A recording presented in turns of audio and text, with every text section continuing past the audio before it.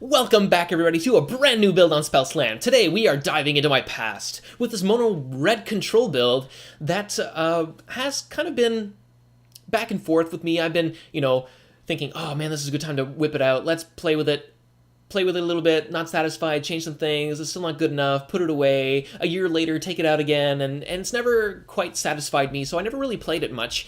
But then this guy, Micah, comes in and says, hey, onto the forums, he says, I just 5-0 with this list, here it is, and I tried it out, it's great, it makes me want to play it on the channel, so here we are.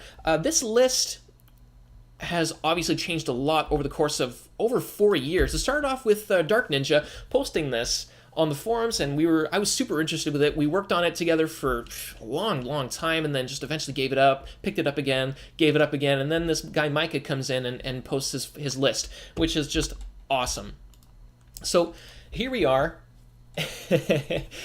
We've got 21 lands, Forgotten Cave, Cycles, we got some mountains, Quicksand, not quite the same as what we had originally in our build, before I even played online, actually.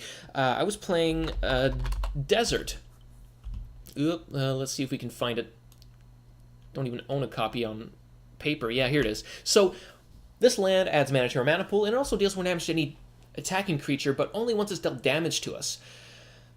Really, really awesome card. If this was legal online, I would play this so much, just because it just absolutely wrecks fairies and delvers and stuff, and would just absolutely make control decks so much better. Instead, we got Quicksand, really good at killing ground creatures, obviously not the flying creatures, but there you go, just another way to use our mana base to our advantage. We've got Firebolt here, again, a good 2-for-1, good way to get some card advantage out of our deck. Flame Slash deals with bigger creatures.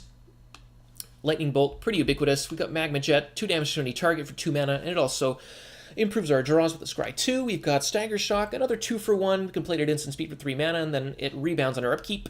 We've got Arc Lightning, can kill 3 fairies, 3 damage to the opponent, kill a 2 toughness creature, and 1 damage to an opponent or to another creature. Use your imagination, this card's pretty sweet. We got Fisher, deals with any creature, like Gurmag Angler or Ulamog's Crusher, which would otherwise, require us to use 2 removal spells on it, or something along those lines. So, and it's also instant speed, and it also kills lands, which is pretty sweet. One of here. This is the main addition that Micah added to the deck, which is Martyr of Ashes. 1 mana, 1/1, pay 2, reveal X red cards from your hand to deal X damage to each creature without flying by sacrificing it. So, another good way to wipe the board. Very good against, like, elves and Stompy and things like that. Doesn't affect flying creatures, important to keep in mind. Aside from that, we've got 8 finishers. Beetleback Chief. Keep in mind, this card is not legal in the paper world because it was only printed as a common online, but if your playgroup allows it, so be it, that's great. Otherwise, it was only printed as an uncommon in paper in, like, Eternal Masters and stuff like that, but it was printed in Vintage Masters as a common online. So there you go. We've got Curse of the Pierced Heart, dings your opponent for 1 on their upkeep until they die. And to help us stay in the game, we've got 4 Pristine Talismans, which also lets us play multiple expensive cards a turn, like Stagger Shock into Beetleback Chief or Magma Jet and stuff like that. Helps offset those costs and gains us a life every turn. Very nice. Other than that, we've got Electrickery in the sideboard, 2 of. Single Gorilla Shaman. Martyr of Ashes, the 4th one. 4 Pyroblasts. Pretty important card to have. We've got 4 Pillage against Tron and Affinity as well.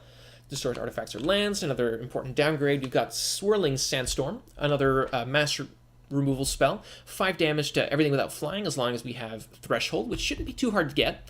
And here we've got Luxa River Shrine, which I'm trying out. This, in Micah's version, was need to spell that right. Was Tanglebloom. Which is a pretty janky card, but I even ran it in some of my first builds of the deck. You pay 1, and then you can pay 1 to tap it and gain a life, which is pretty bad, but it's one of the only ways that red can really gain life aside from Pristine Talisman, which we already have as a 4 of. So Luxor River Shrine is the same as a Tanglebloom, but it costs 2 more mana, but when you have 3 break counters on it, suddenly it gets way better. You can tap it without having to pay mana and gain double the life, which is just amazing. So with Luxor River Shrine and Pristine Talisman, you know, gaining you 2 or 3 life, or even 4 life if you get multiples of these, you can really outpace burn, especially if you're killing all of their damage multipliers with your massive amounts of burn and removal. So really, really cool card to have. I'm gonna try it out, see if it works.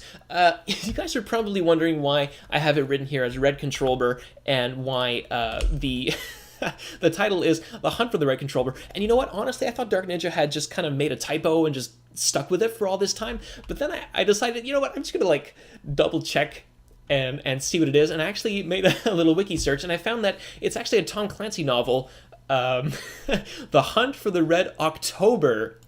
And I had no idea. That that's what it was. And it's so weird. I'm not a Tom Clancy enthusiast. I guess Dark Ninja is. But there you have it. I just thought it was a typo for the longest time. I just discovered today that it's actually just a pun. So I hope you guys enjoy this list as much as I do, and we will see you in the games.